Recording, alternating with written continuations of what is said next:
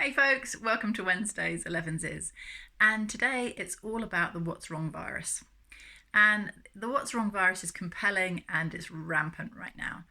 COVID-19 has nothing on the what's wrong virus. And the way it goes is I don't feel so good, so something's wrong. And we look around for what's wrong. And we either look externally in the world, and boy, can we find a lot of things that are wrong. And our media news channels are dedicated to telling us what is wrong with the world.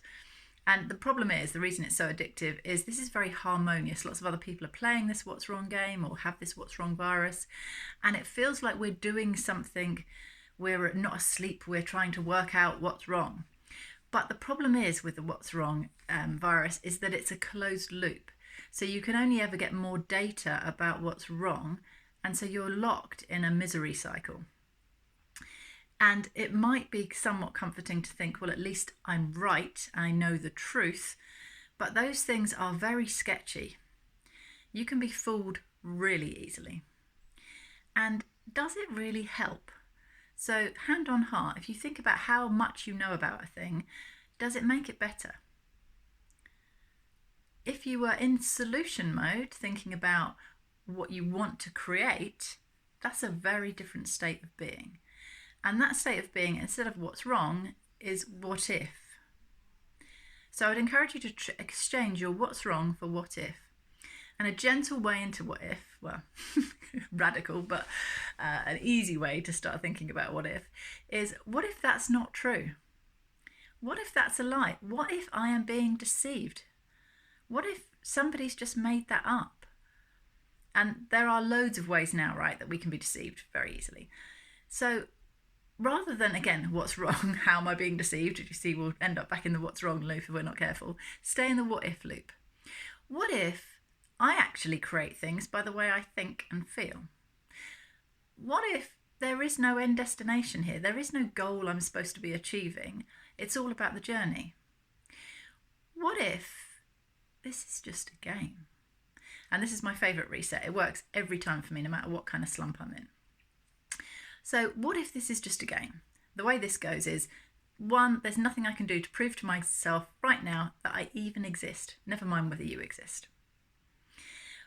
I also cannot prove that any memory in my head, any fact I know, actually is true and hasn't just been put there AI styly. So if you've watched The Matrix, this is like a benevolent version of The Matrix.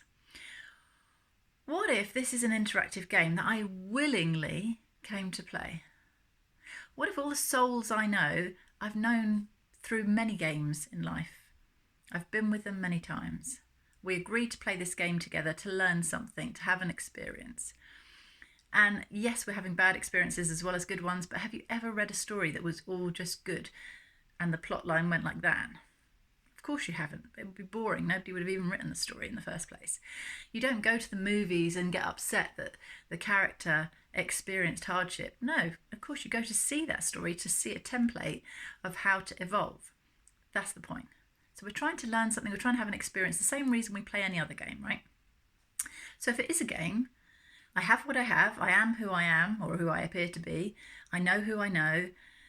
What's the point then? What am I supposed to be doing?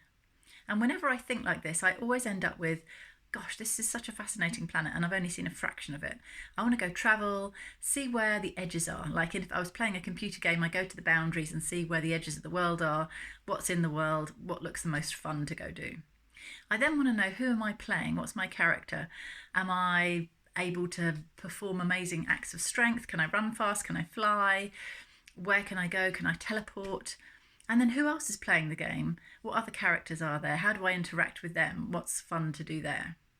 And so I always end up back with travel, connection, love, and fun. And for me, that's what the game's about. There is no end to that. There is no goal I'm trying to reach. The more time I can spend feeling like that, feeling this curiosity and this love and this connection, that's what success looks like. Now, if this is the case, then I don't need to judge everything that's going on. There's just other people playing the game, right? There are definitely things going on I don't want to be going on, and maybe it's part of my game to come against that. But just like I was talking before about fighting false forces, If there's a dark force in the game, I'm not going to fight it by trying to fight darkness. I'm going to bring light to that area so that it just can't be dark there. So think about this what if side of thing, not what's wrong, what do I need to cancel out. It's like retuning a radio. You don't cancel out the last station, you just retune to the new station. Thank you to Esther Hicks for teaching me that one. So if that's the case, what game are you playing? Where are you tuning to now? And can you just enjoy this being a game about expanding your consciousness, expanding who you are and what you're capable of in a field of love? And if that sounds a bit hippie for Wednesday afternoon, well, it'll just have to. Have a great rest of the week. Speak soon. Bye.